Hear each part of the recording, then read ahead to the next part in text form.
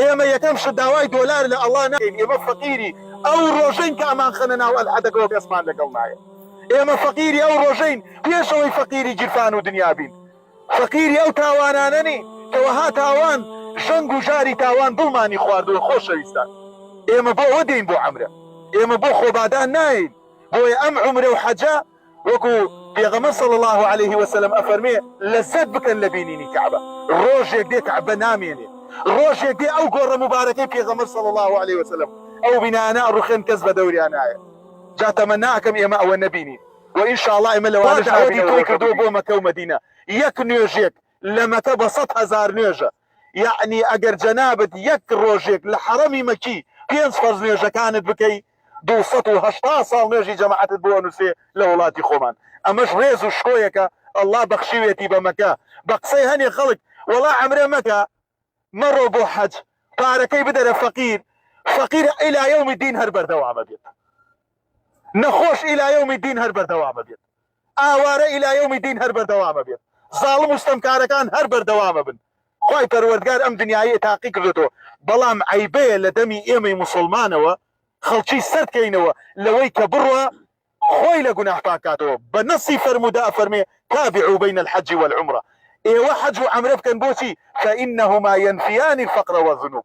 ئێمە یەکەم داوای دۆلار لە ئەڵڵا ناکەین، ئێمە فەقیری ئەو ڕۆژەین کە ئەمان خەنە ناو ئەلحەدەکەەوە کەسمان لەگەڵ نایە.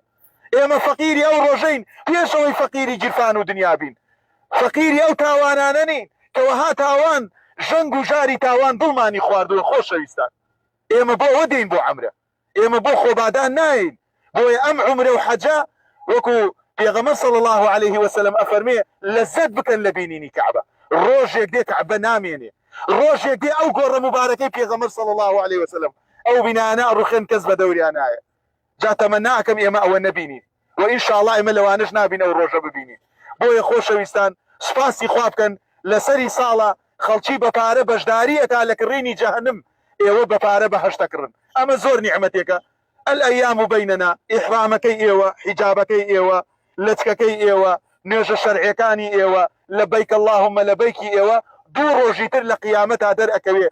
بو اگر تو بخود بزاني بتياريك أتشيت تو عاسمانا يك بالي كيرا إيش كرتو أمري تو قورترين مجاسفات كردو خوش قبراي بريزم. خايا أقال لنيتك بيه، أقال لإخلاصك بيه، أقال لعبادتك بيه، ما يدورنا بشتي بتشوك. هول بدا لپێناو الله سبحانه وتعالى ئەم چەند ڕۆژە خۆت بگرە بۆی باشترین عیبادەت ئەنجام بدەیت. ئێمە هاوشێوەی ڕێگەی پێغەمبەران زۆر شتمان خسۆتە پشتی خۆمان. جوانیەکانی دنیامان جێشتەوە هاتوین، نەماڵ لە ماڵی خۆمانەکە، نەخواردن لە خواردنی خۆمانەکە. ئەم جلوبەرگەت بینیوە کێ لە کوردستان ئامادەی ئمە بکاتە بەری؟ کێ ئامادەی بیکە بەری؟ وەڵی دزداشێ بکەیتە بەر دەڵێنەوە هی عەرەبە بۆ کردەتە بەرت لە ناو سلێمانیا پێسوڕیتەوە.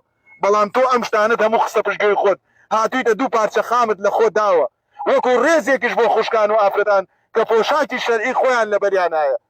کەواتە ئێمە ئێستاکە بەرەو ئەوە ئەڕۆین کە پەروەردگار پاکمان کاتەوە لە تاوان، پاکمان کاتەوە لەو تاوانانی کە ساڵانێک ئین الحەمدە والنیعمەتە لەکە والمولک. ئەم موڵکە کاتێک کە ئێمە پارە و سەیارە و ماڵ و کەسوکاری خۆمانمان جێهێشتووە، خۆگەر ئێستا هەر کەسێکیش لە ئێمە لەم دەقا بمرێ لە بەقەی ئانێژرێ، کەواتە تەرمەکەشی ناچێتەوە بۆ کوردستان. ئەگەر لە مەکە بمری وەکو ئەو دادەیە کە وەفاتی کرد لە هەفتەی ڕابردووە، ئەوە تا ئێستاکە لە خاکی مەکەیە. ماذا تدري نفس بأي أرض تموت. ئێمە نازانین لەکوێ ئەمرین. جا تەمەناکەم لە هەر شوێنێ مردین عاقبەت خێر بین. کاتێککە نیەتی ئیحرامە هێنین داخلی ذکرێک ئەبین لە هەرچی ذکری سەرزەویەیە گەورەترە. لبيك اللهم لبيك لبيك لا شريك لك لبيك إن الحمد والنعمة لك والملك لا شريك لك. لبيك اللهم لبيك تمناكم لو عبدان بين ككاتي وتمان لبيك اللهم لبيك. الله فيما بفرمي لبيك وسعديك.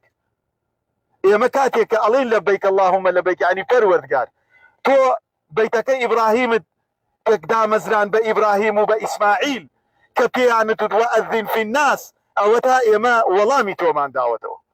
ماڵ و مناڵی خۆمانمان جێهێشتووە، سەیارە و پارە و دوکان و کەسابەت و مناڵی ورد و هەموو شتێکمان خستۆتە پشت خۆمان پێش ئەوەی بە کفن و بەتەینایی بگەڕێنەوە بۆ لای تو.